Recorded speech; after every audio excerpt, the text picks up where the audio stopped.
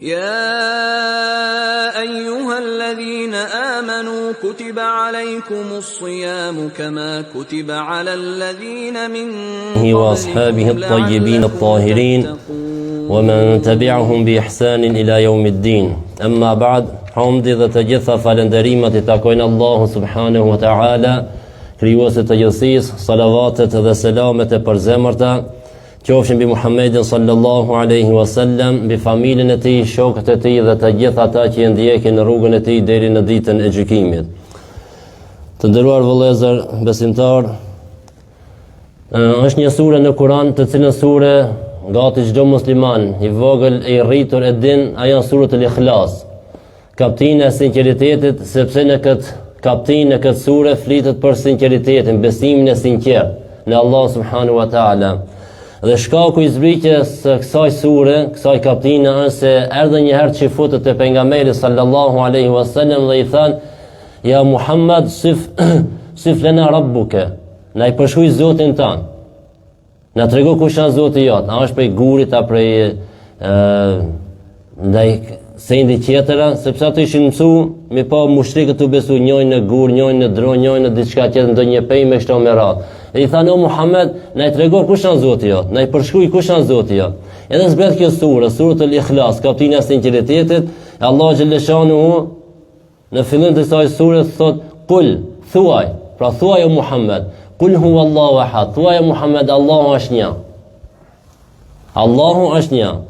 Allahu samad, ai që nuk ka nevojë për askën. Lem yalid wa lem yulad, as e ka lindur kën, as nuk është I lindur ai vet, wa lem yakun lahu kufuwan ahad, as kush nuk është I barabartë me të. Në fund thot pejgamberi alayhis salam: "Hadhihi sifatu rabbi azza wa jall", këto janë cilësitë e Zotit tim.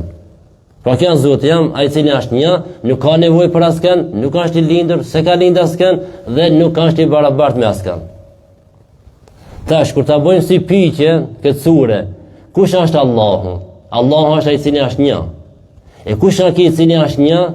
Ai cili është një është ai cili nuk ka nevojë për askën.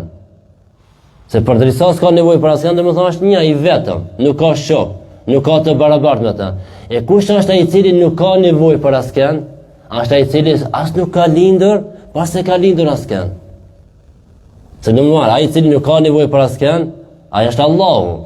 Ai cili është I plot fuqishëm, ai cili është furnizues, ai cili nuk ka fillim, nuk ka mbarim, edhe kjo është Allahu, pra kjo as nuk ka I lindur, as e ka lindur askën. E kush është ai cili as nuk ka lindur, as nuk e ka lindur askën? Wa lam yakul lahu kufuwan ahad, ai cili nuk është I barabartë me askën. Na krijesë kemi të lindur, kemi prind, kemi paraardhës, inshallah kemi edhe pasardhës, e kështu me radhë, pse se kemi nevojë njëri për tjetrin. Ne jemi krijesa të Allahut, jemi të mvarur, kemi nevojë nga krijuesi. Allahu është el-Ghani, I pastër, nuk ka nevojë për askën. Ne të gjithë kemi nevojë për Allah subhanahu wa ta'ala. E për këtë ai është Zoti I cili është një, I cili nuk ka nevojë për askën, nuk e ka lindur askën dhe nuk është I lindur. Dhe për këtë në hadithin kutsi thot Allah Ta'ala, thot: "Shataman ibn Adam", më ka ofenduar biri Ademit. "Wa lam yakun lahu dhalika", thotë nuk I ka taku. Nuk I ka taku atij me më ofendu. Thot kur më ka shajt, kur më ka ofendu, thot kur tha ittakhadha Allahu walada, Allahu ka fëmijë. Se një për me pas fëmijë, do të më thot duhet më ka trup, duhet me pas disa organe, duhet me pas paraardhës, e kështu me qenë vet I lindur, ai tjetër me qenë I lindur e kështu me radhë. E thot më ka ofendu I biri Ademi kur tha se Allahu ka fëmijë. Pastaj vazhdon hadith ku si thot dhe më ka përgënjeshtruar biri Ademit dhe nuk I ka taku me përgënjeshtruar. Thot kur më përgënjeshtroi, ku tha Allahu nuk ka më ringjall në botën e ardhshme. Pra Allah xhaleshanuhu është ai I cili është I vetëm pa shoq në emrat e tij, në cilësitë e tij, në veprat e tij, nuk ka nevojë për askën sepse ai është el-Ghani, I pastër, pa nuk ka nevojë për askën dhe çdo krijesë ka nevojë për të.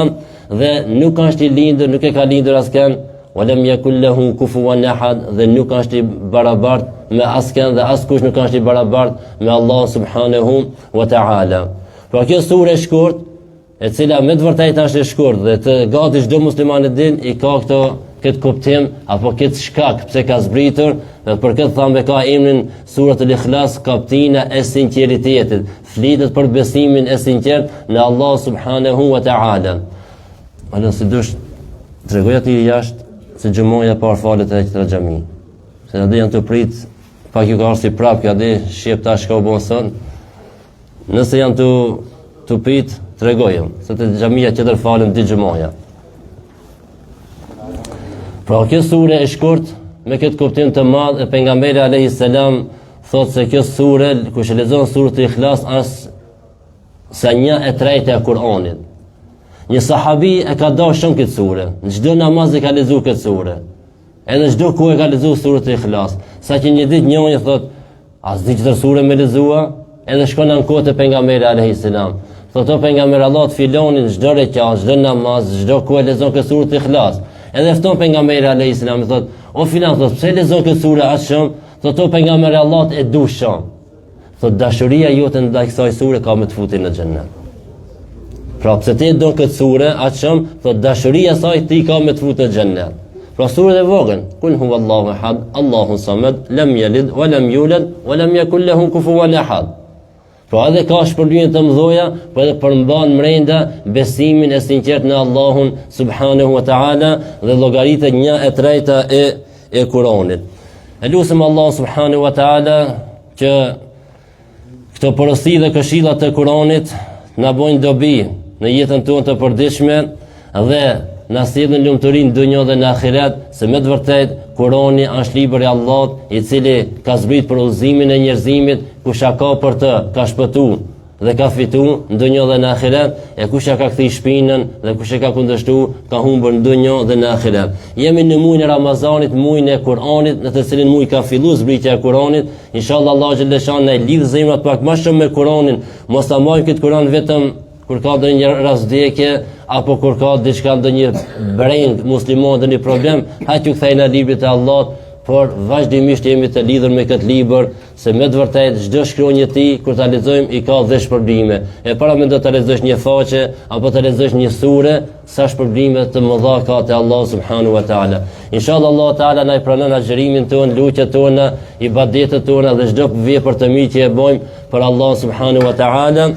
Dhe prej sot inshallah xhumoja fal këto vetëm një xhumo, se siç e dini përpara fal një xhumo 12 të gjithë, një fal një xhis. Prej sot inshallah fali këto vetëm një xhumo, ligjërata fillon 12 të gjithë, edhe xhumoja falet kur të një koha e drekës, sot janë normal 49, pra që tash një koha e drekës. Atë që tra xhami, vllazët e Arapa që ku janë, i falin dy xhumoja. Një falin 12 të gjithë, një e falin një xhis. Inshallah Allah xhallahu shana është razim me veprat tona dhe në fund e lutim Allahun kur të dalim prej kësaj bote, të dalim duke thënë fjalën e shpëtimit, fjalën la ilaha illa Allah Muhammadur Rasulullah walhamdulillahi rabbil alamin. Al-Fatiha. Se kërkosh me të ditë që